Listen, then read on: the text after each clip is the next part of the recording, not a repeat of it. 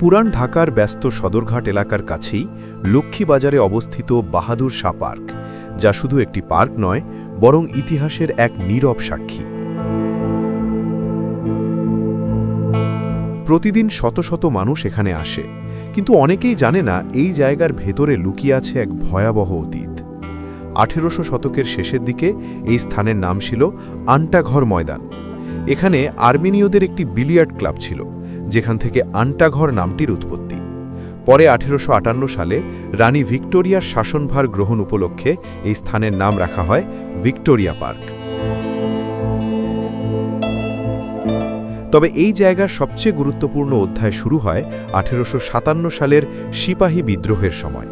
British শাসনের বিরুদ্ধে এই বিদ্রোহ ছিল উপমহাদেশের প্রথম স্বাধীনতা সংগ্রাম। ঢাকাতেও এর প্রভাব পড়ে ভয়াবহভাবে।